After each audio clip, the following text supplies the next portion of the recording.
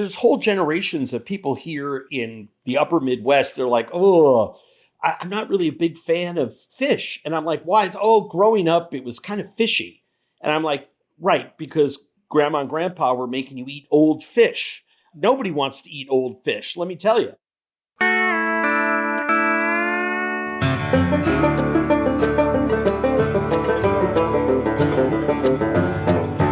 Welcome to the Wild South Podcast. I'm Dave DiBenedetto, Editor-in-Chief of Garden & Gun magazine. And I'm Eddie Nickens, contributing editor for Garden & Gun. Together, we're talking with the most interesting outdoorsmen and outdoors women in the South and beyond. Quail hunters and duck hunters, trout anglers and redfish fanatics, musicians, scientists, writers, wild game cooks, and frankly, a few wildcats we dig up along the way. We're talking to legends and legends in the making. All with unforgettable stories of life way beyond the sidewalk. So, T. Edward, I was on Instagram, as I am prone to do at times, and I saw that you had a pretty interesting wood duck dinner just the other night. Yeah, that was an experiment. I shot that duck late in the season and thought I'd try aging it longer than I normally age my ducks. Typically, every duck goes in the refrigerator's vegetable crisper for 3 to 4 days. But this one was an 8-day long aging process. And that was unplucked, ungutted. The bird came out of the bag straight into the refrigerator vegetable crisper for 8 days. And it was fabulous. You know, I mean, it was tender. It was this robust, just rich flavor. I'm going to try it from now on, but it was an experiment. It was pushing the envelope for me anyway. For you, but aging has been a proven technique, right? Yeah. You know, and you look at the old texts in Europe, they would hang their pheasants by the neck until the head and the body separated. That's when they thought, okay, it's aged enough to eat now. So in other words, when the pheasant hit the dirt, that was time to eat, huh? Yeah, that's the difference between aging and rotting, in my opinion.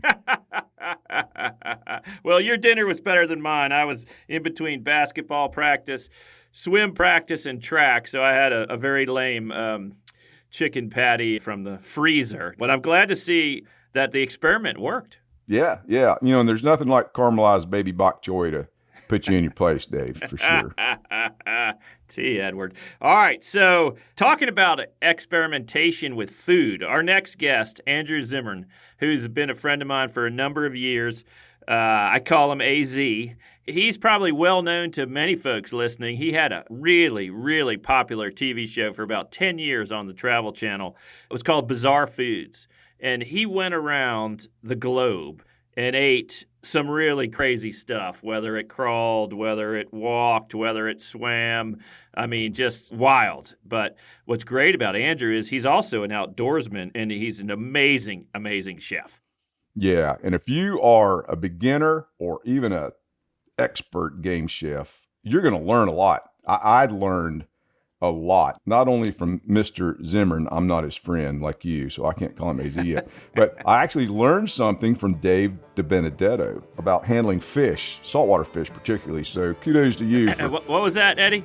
Well, let's just let our listeners figure that one out as they hear his conversation with Andrew Zimmern.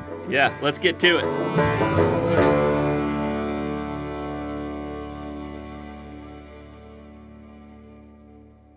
Andrew Zimmern, my friend, my buddy, welcome to the Wild South Podcast. Thank you, sir. Great to be here. Delighted to have you. I want to introduce you to my other half of this show, T. Edward Nickens. Nice to meet you. I don't like to know, Dave. I'm a jealous man, David. I don't want to know that there's another fella in your life. It's funny you say that, because when I was telling Eddie about you, he sensed this as well, and he said, wait, am I in your top 10? No, I said top 15. I was yeah, you did give yourself top 15. We haven't met, Andrew, but I can tell you that you were a part of the family because my son would not quit watching you as a kid, and it caused many fights, many arguments.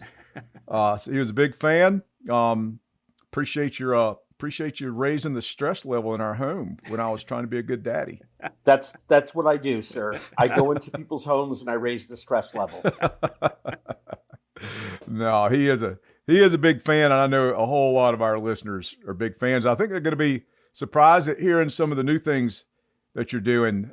I do want to talk about what I've seen as a change in the intersection between food and conservation in America. Even before the pandemic, there was this growing interest in the cuisine side of hunting and fishing. But certainly during the pandemic, that just exploded. For the first time, we saw more hunting licenses being purchased rather than less. So many different ways of accessing the outdoors. I think this notion of bringing food into the conversation has helped recalibrate like the future. I mean, it's sort of recalibrated and changed the conversation about hunting and fishing in a lot of ways. These are no longer quote unquote sports, right? I mean, they are lifestyles. They are things that define people and how they choose to, intersect with the planet. And you're right in the middle of all this. I mean, are you seeing that? Am I being overly hopeful? What do you think? No, I think you're right. I mean, the COVID pandemic was a hinge event, I think, for so many different parts of our culture.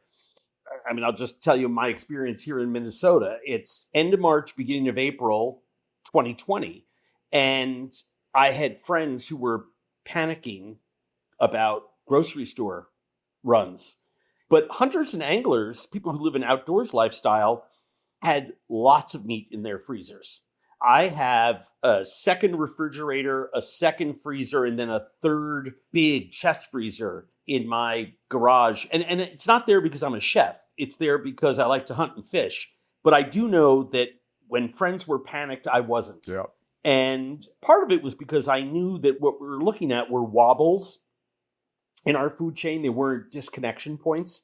And I knew that if all the lights went out and something really bad happened, I go in my backyard and shoot a squirrel, and I don't care that they're out of season. If my family has to eat, I have squirrel in my backyard, right? And I think a lot of Americans realized that culturally we had detached from a place in our culture where we knew people everywhere that hunted at night for their meals the next day or hunted in the morning for their meals that night. I think it retethered a lot of people to more traditional lifestyles.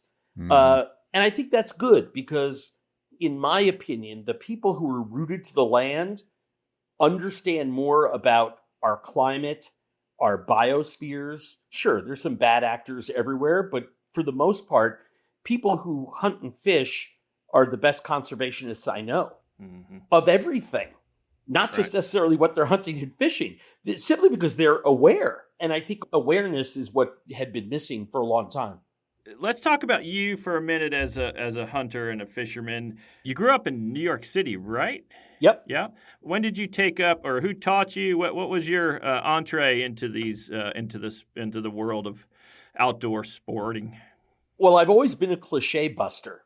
So as a born and raised Jewish kid from New York City, I should never have gotten involved with hunting and fishing. I should not have become an addict and an alcoholic. These are things that just never touch, my people. And yet there I was just right out of the gate, blowing two of them out of the water. When I was in high school, a friend of mine, their family bought a new house out in Long Island. They also bought the farmland, that was around it because they didn't want other people to build near them. And the farmers said, "Can we lease the land back from you?" And they said, "Of course, we'd be delighted." And my friend and I, one fall, saw one of the members of the family with a front loader out in the driveway, and they wanted to talk to my friend's dad. And this gentleman's request of him was he wanted to dig out a hole in the ground that he would refill on the edge of this rye field because he wanted to go goose hunting. Mm-hmm. And we were so excited because I loved eating goose. And we asked this fellow about it, and he said, "Well, I'll take you. And here's where you go get your gun training, your safety course. Here's what you have to do if you want to come hunting with me, but I'd love to teach you." And boy, the first time you see a bunch of goose come down and get up on their backside and stick their brakes on, and we popped out of this door, and there's, 5 birds right in front of me. And a couple hours later, I was grilling the breasts and curing the legs to confit and rendered fat. I was hooked. Now, I had been fishing and foraging since I was a little kid. That includes, crabbing and clamming, and we went eeling. I mean, anything that we could harvest. And then I got to college, and I had some friends whose parents had a second home in Osable Falls up in northwestern New York. And I was invited to go deer hunting, and I was thrilled about that. Went up there and took my first buck. I guess that would have been 1980. And I continued to hunt and fish as much as I could until my addiction and alcoholism just interfered with everything in my life. Right. And I wound up getting sober in Minnesota. And that was 32 years ago. And I came to treatment in January of 92 to this wonderful community here. And I met a whole range of people I never would have socialized with under other circumstances, and incredible people, some of my best friends today, who were local folks here who had a passion for hunting and fishing. It was a 12-month-a-year obsession. Right. And so I very quickly, when I got out of my halfway house, started going away with them, doing everything from ice fishing in the winter to walleye fishing in the summer to crayfish trapping and hunting, everything. And so it very quickly became, for me, sort of like a yoga almost. Mm-hmm. I pursued it differently once I was sober. I was no longer frustrated by a day where I didn't put the gun stock to my shoulder. The 3 or 4 best days I've ever had out in the field and stream, I've never put the gun to my shoulder or pulled a fish in. Right. Ever. Yep. Now, at the time, I did not know that 13, 14, 15 years later, I would start traveling internationally and launching the show that became Bizarre Foods. But when you're in story meetings, making television, and a producer says, oh, well, they want you to go, wild boar hunting in Hawaii, but they take the animals down with a long blade by hand. Right. And they're like, so I guess that's a pass. I'm like, whoa, whoa, whoa, whoa, whoa. That sounds really great. Andrew, it's so true. I was going back through a good chunk of that was a wild game eating show. 100%. I'm watching you eat the bloodline of a tuna. You're in the pirogues going out. Maybe it was Africa, I believe. I mean, just out into the ocean. Those guys had a paddle and a sail. I'm like, damn. Yeah, that was really stupid. But look, giant snakes, everything from giant snakes to little bugs in the Amazon in season 1 in Ecuador. That was our 3rd episode. I think the rest of season 1, I was in Balmoral hunting on the Queen's pheasant grounds, one of the most epic hunts to this day. I mean, I'll never do it again. I'll never experience anything like that. But to have 40 young men, some of them kids, beating the grass, pushing these birds, you could see them jump up in the sky and come over hill after hill after hill until finally they're in the berm in front of you. Hundreds and hundreds of birds, because they'd push them up and they'd settle down, push them up and settle down. Mm-hmm. It's one of the most exciting things I've ever experienced in my life.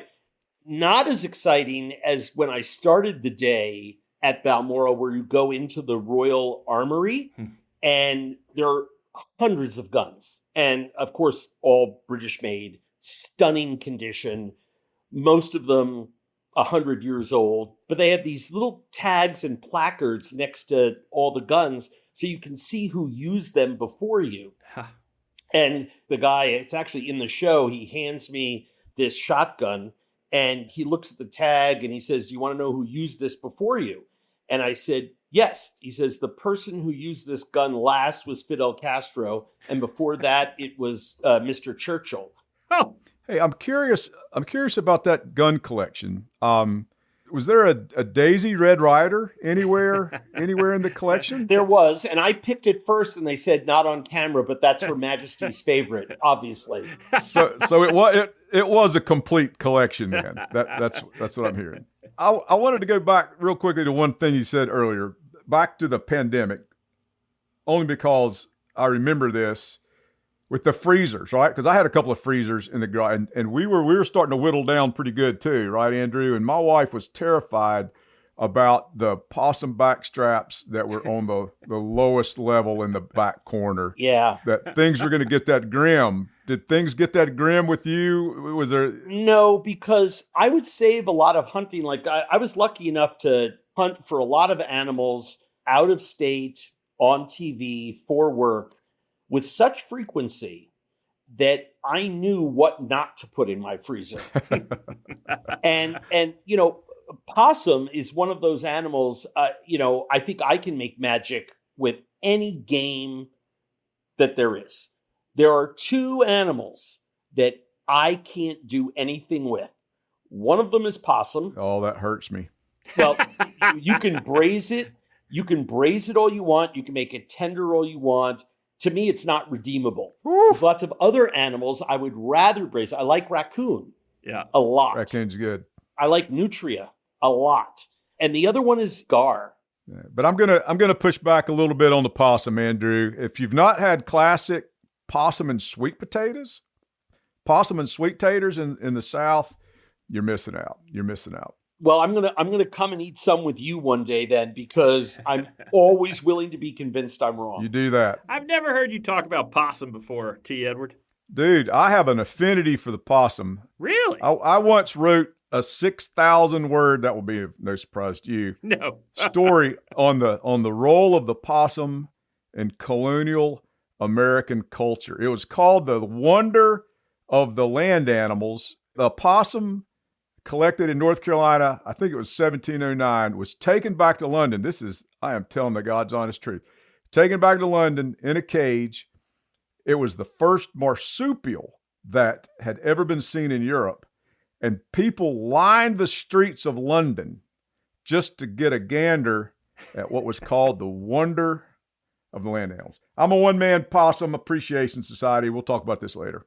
You know, your career path, Andrew, I'm curious about this connection between sort of cooking and the outdoors and how that started. You started as a cook in a seafood restaurant? Yep. I took my first paycheck in the summer of 1975 at the Quiet Clam on the Montauk Highway, Montauk Highway. And, you know, my father told me, you're 14, there's no more allowance, got to get a job. And I wanted to be at the beach. I wanted to be around girls and the ocean. So I took a nighttime job in my godmother's restaurant. And, you know, within 15 minutes of being in that restaurant, I knew that I was better than the person they had in that station because I could shuck clams and oysters faster. You know, my mother and I'd worked in her garden since I was a little kid. So I understood more about lettuce and greens than this fellow did. You know, I wound up having a very successful summer there, and I've never stopped earning a paycheck from a restaurant in one form or another since. So that's a pretty long streak. It's interesting to me what I didn't know, but even as a young kid, you were going to lunch at James Beard's house, right? Yeah, my dad was friends with him. Yeah, I mean, that's pretty amazing. It sounds like slightly more rarefied air than it actually is, only in that in the 60s in New York City, if you lived downtown and you loved food, then you knew James Beard and Craig Claiborne and Pierre Fernie and all of these incredible people who were down there. So my father became friendly with Beard, and it's no exaggeration to say that 47 Sundays a year, Jim Beard had an open door brunch at his house. Wow. It was not a morning brunch. It was an afternoon brunch. And his home, which is where the old Beard Foundation was started, was about 3 blocks away from my father's home. There were always big roasts that were sort of the centerpiece of these big tables. He had food on 2 floors. He always had a salmon of some kind, smoked, poached, baked. He always had a show-off dish, you know, a trapezoidal-shaped fish cooked in a turbotiere. It was just people's gustatory pleasure was what I took away as the big memory maker, because it took me another 20 years after that to hear people in a room oohing and eyeing about food again. I mean, everyone who walked in that door wanted to talk about how you made that sauce, what was in that dish. And it was a very exciting time for me, especially as someone who knew since birth that they wanted to be in the food business. What changed in that 20 years, Andrew? The food revolution in America. Those folks in the 60s in that house at that time were the people that over the next couple of decades literally birthed the American food revolution. You know, when I left to go to college, my father fought for reservations for lunch at fancy restaurants in Midtown. No one fought over dinner reservations. It wasn't a thing. Right. By the time I graduated college in the early 80s, it was a thing. Some miraculous things happened. One of the biggest being import-export laws with Italy were changed around so that people were bringing Italian goods into the United States in a way that had never been done before. There was no balsamic vinegar in America before that trade act. There was no aged Parmesan before that trade act. There were not 30 different kinds of olive oil, right? Interesting. And so consequently, a fire was lit amongst all the Italian chefs in America, and there were many, that finally they could get these ingredients. 1974, I think what kickstarted everything in many ways in New York was Kissinger's pursuit of détente with China at Nixon's behest, and that trade accord brought Chinese chefs over to New York from other regions. All of these things sort of led to a real sea change in the 80s where food started to become the new rock. The 80s birthed the Food Network, and then it was Katie barred the door. Duck Camp knows that life is not a highway. It's more like a gravel road where the asphalt ends and a chalky white cloud rises up behind to let you know good things lie ahead.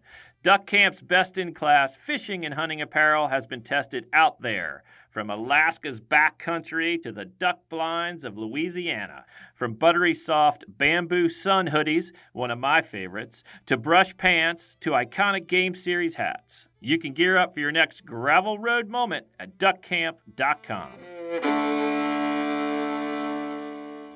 Let's talk about wild game cooking. What do you say, T. Edward? I'll give it to you, Eddie. You are a better cook than me. I didn't hear that. What was that?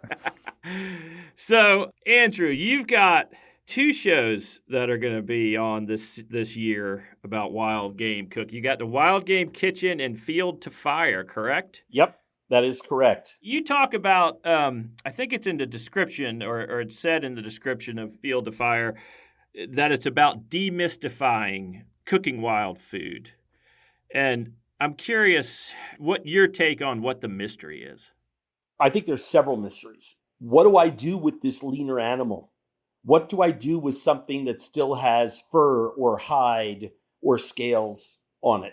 Right. What do I do with something this fresh?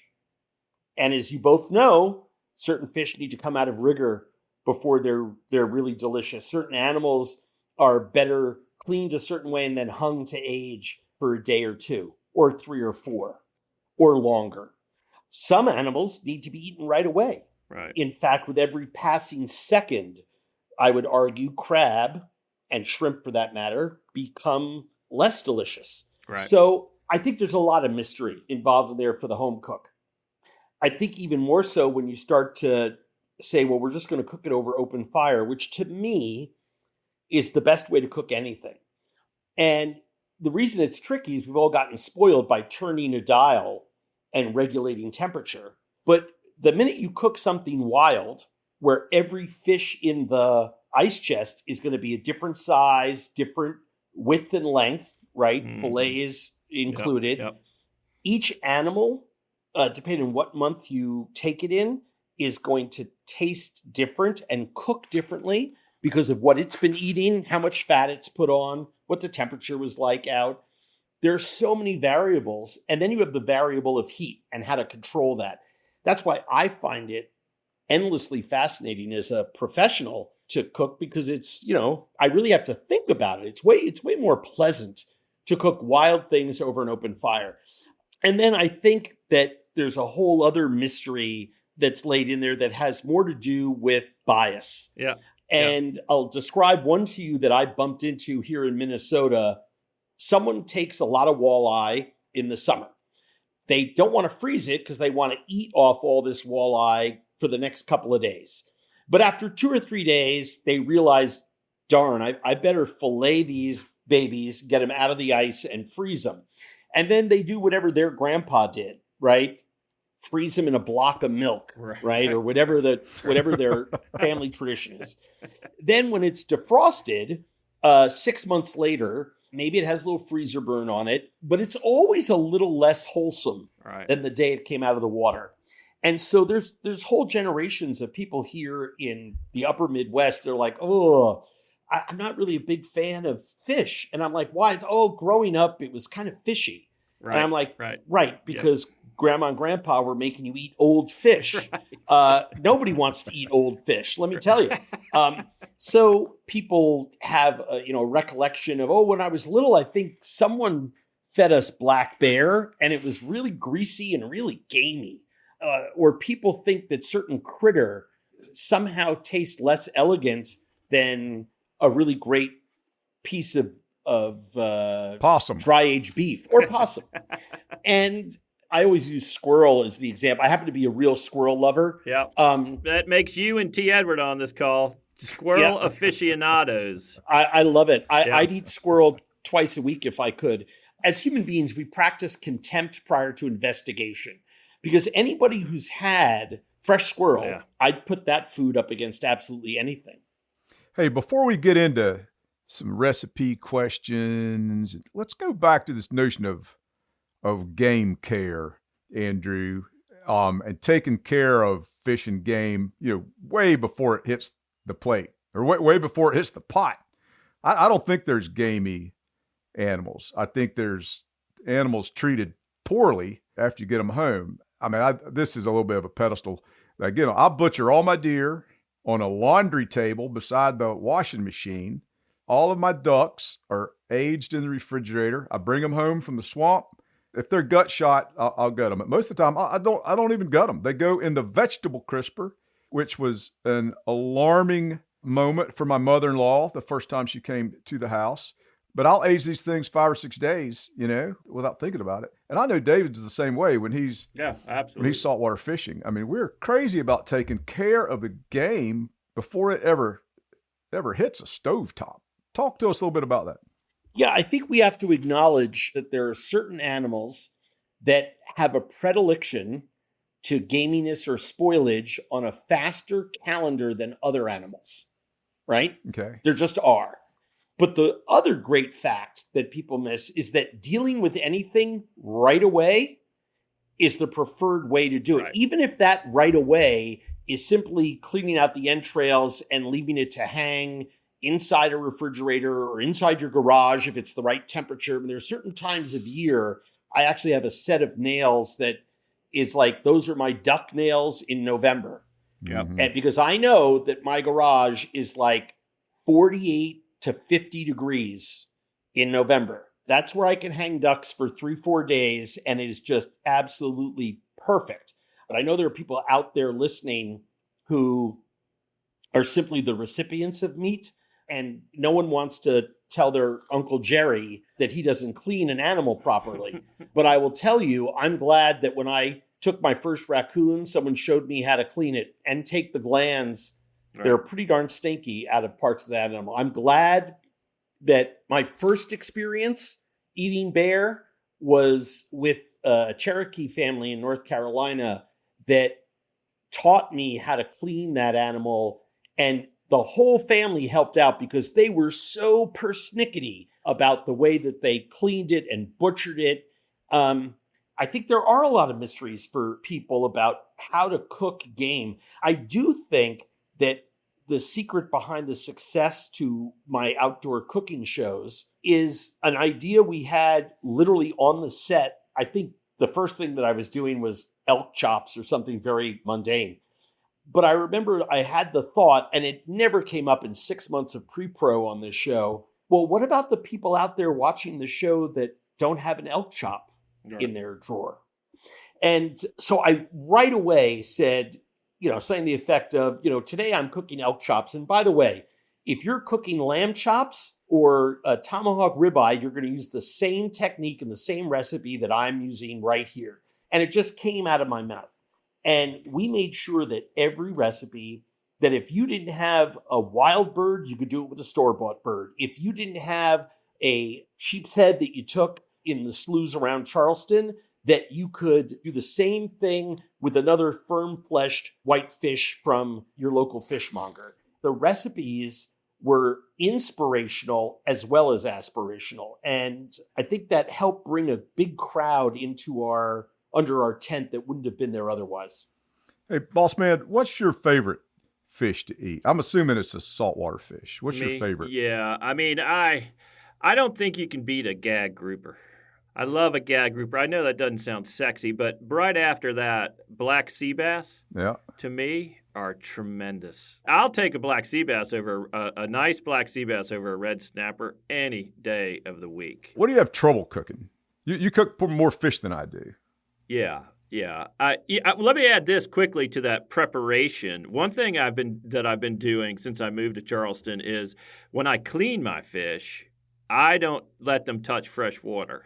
Even at the fillet table, Eddie, I'll have a bucket of salt water, and I'll fillet, and then I'll rinse them off in the salt water, and then I'll put them, in the cooler to take home. And then when I get home, there's a whole nother level of preparation.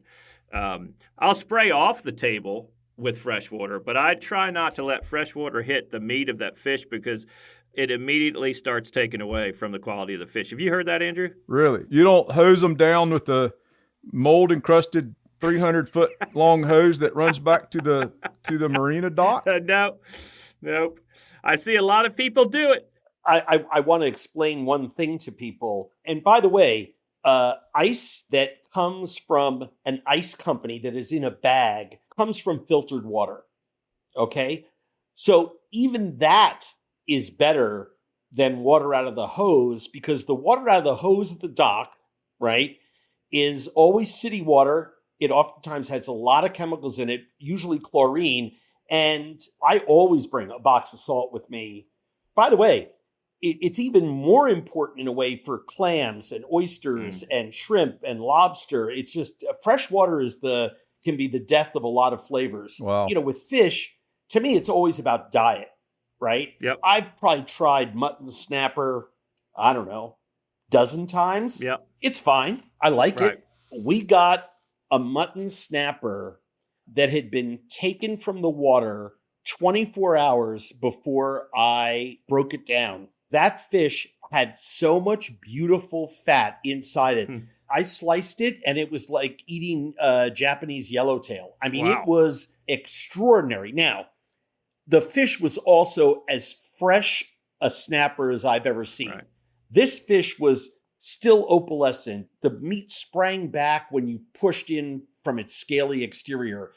Bulging clear eyes, super clean smelling, bright red gills. I mean, it was just exquisite. Well, the bucket of salt water in the cooler, I'll add that to the long list of what we call the De Benedetto epiphanies. Eddie, I didn't answer your question, Eddie. The fish that are tougher for me, certainly tougher for me to get the whole family to eat. Yeah. Smoked bluefish, okay, that's one way to do it. But yeah, I that's a tough one, And when I think about, for me, I don't want to be the only one in the house eating it.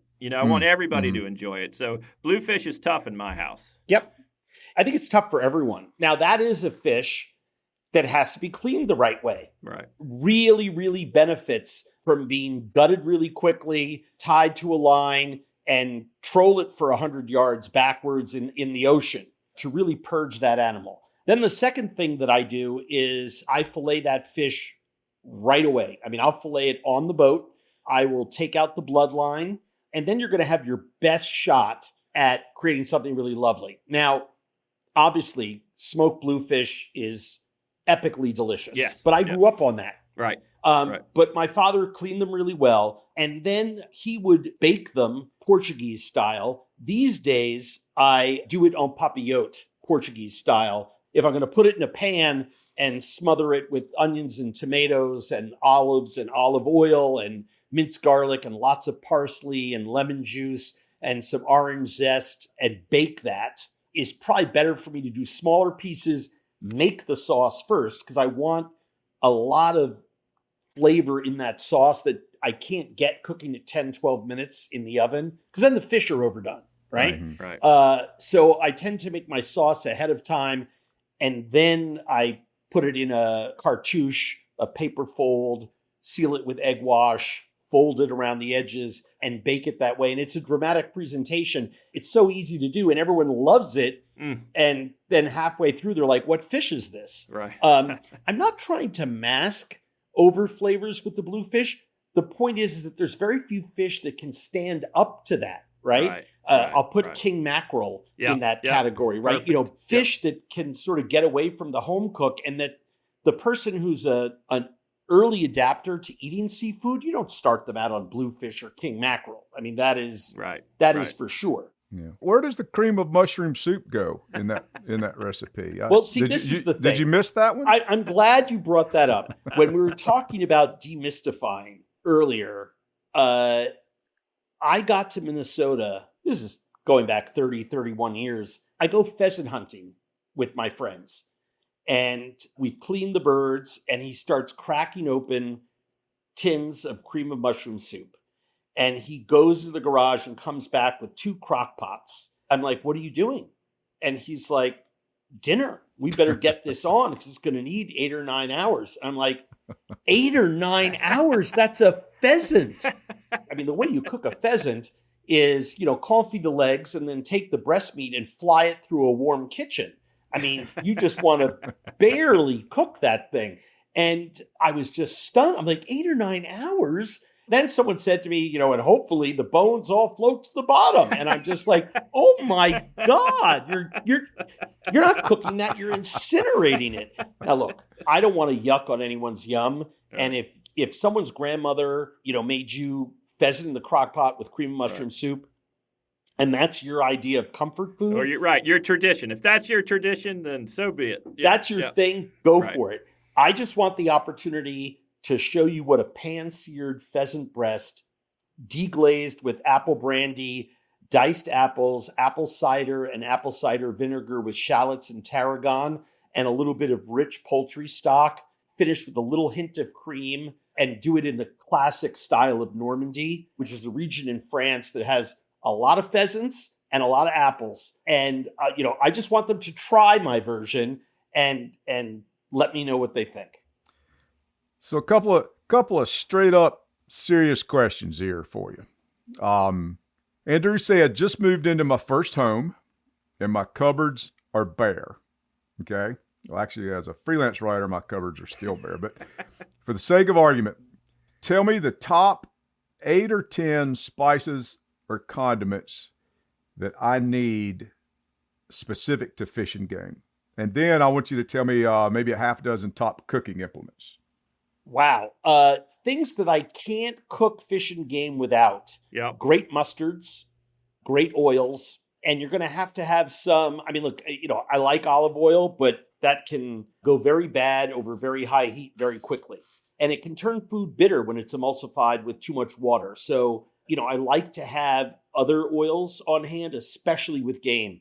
I've kind of become a little bit addicted to certain nut oils to make sauces and things with, like hazelnut oil, especially with game birds, is just a wonderful, in the same way that Italians will finish a veal chop off the grill with a drizzle of extra virgin olive oil. If I'm taking grilled pigeon off of the grill, some salt and a little drizzle of toasted hazelnut oil is all I need. Maybe a few drops of sherry wine vinegar. You don't need a sauce. Let that be the seasoning. I think classic herb de Provence mixture, heavy with rosemary and thyme, is something that I definitely can't live without. Yep. Chilies. It doesn't need to blow your mouth out, but so many meats take so well to being rubbed with salt and chilies go so well with so many red meats, all the hoofed animals, cooking equipment. First thing I take with me everywhere is the biggest cast iron skillet. I never said to anyone, I could use a smaller cast iron skillet. Yeah. Those words have never escaped my lips. I'm addicted to meat hooks and chains to hang meat over a fire. This is a family podcast now, Andrew. What are we doing with meat hooks and chains, buddy? Noted. Tripod grills, which are very European and African thing. They're not really used here in the States, although they're getting more and more popular. You can take a 6, 8, 10, 12, 14-inch section of chain. Depends how hot your fire is, but something pretty small gauge, but can hold chops and animals that I can put a meat hook through and hook the other side on the bottom of that chain and roast it over an open fire. That to me is the easiest thing in the whole world to make. Keeping the bird or the meat or the fish far enough away from the fire so that it's not the recipient of sooty flare-ups that are black and greasy, but close enough so that it still cooks and gets heat. I do think that certain types of baskets, especially for cooking over open fire, there's so many variables when you're cooking over open fire. To put a 5-pound fish inside a big fish basket and clip it closed and be able just to turn it just by turning the basket and not have to worry about it sticking or what you're going to do with it, because the most important thing is that fish be in contact just the right amount of time with a lot of high heat so that those skin and scales char up and that smokiness permeates that flesh.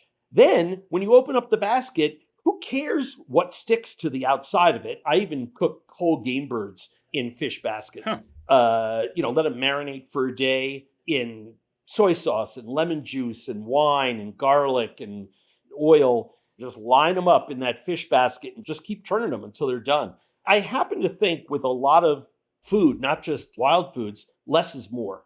When I go deer hunting, I always carry a little bit of olive oil, salt, a lemon, and some rosemary sprigs, because I like to eat the kidneys and the heart and the liver right away. And I like to grill them medium rare.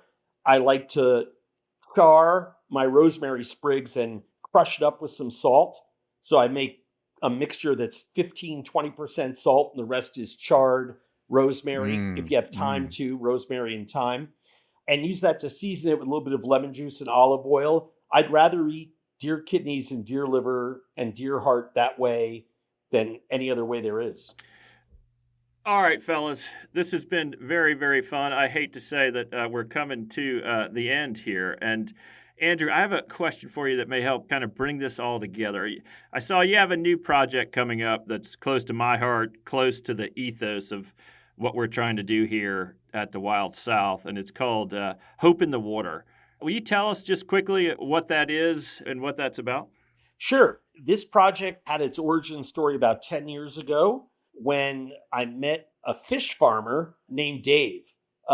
Dave, the fish farmer, had actually gotten into the TV business so that he could have more time to fish. I found out later that Dave, the trout farmer, was David E. Kelly, the TV producer. And he felt that water conservation of all types was the key to not only our planet's health, but also held the key to our own wellness and was going to be the only way that we could feed our planet. So we started talking, and about 3 years ago, we decided to make a documentary series called Hope in the Water, telling 20, 25 stories from around the world in first person. Let the people who are living the issue tell us their story and their solutions for how we can both protect our water and produce out of them at the same time. And it goes back to that same idea that we talked about earlier about people who hunt and fish being the best conservationists I know, because they understand the forest, they understand the field, they understand the weather, they understand the ocean. And so we set about to create this very special documentary. I think it is one of the finest pieces of work I've ever done. I'm just thrilled about it. It premieres June 19th on PBS nationally, carried everywhere. It comes with a massive multi-million dollar impact campaign so that we can show people in supermarkets, courtesy of a little blue sticker, what a blue food truly is, what a sustainable blue food is, as well as being able to put curriculum into schools to teach people about our oceans and waterways. And I'm just so proud of it. We've been making this for 4 or 5 years now and shot on 5 continents. So it's an ambitious project. Well, I can't wait. For one, that sounds terrific, interesting, and like something we need. And I also just want to say it was so darn nice to have you on this podcast, AZ. Oh, thank you. It just makes me want to get either sit around a table with you or, more importantly, maybe get you out on a boat again. So come to Charleston soon. Yes, I was thinking the same thing. You know how much I love spending time with you. And I got to come down there because I got to check out that possum and taters. Let me tell you, since we brought up the bluefish, bluefish and possum is kind of like it's the freelance writer surf and turf, buddy. So I'll put it on the table for you. I love that. I'll cook the bluefish. You cook the possum. Awfully good to meet you, Andrew. All right. This has been fun. Thank you, AZ. Thank you, my friend. I appreciate it. Great to talk to you guys.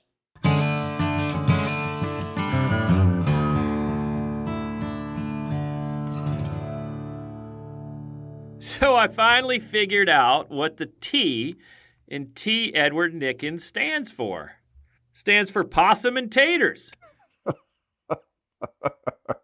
The mystery is revealed. And it warms my heart that my friend Dave is the one who figured it all out.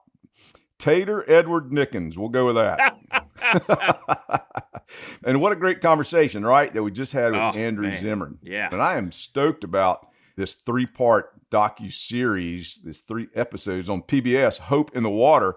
Folks ought to really tune in to this, more about food security, more about the nexus between the environment and how we get our food. This guy, he pushed the envelope 15 years ago.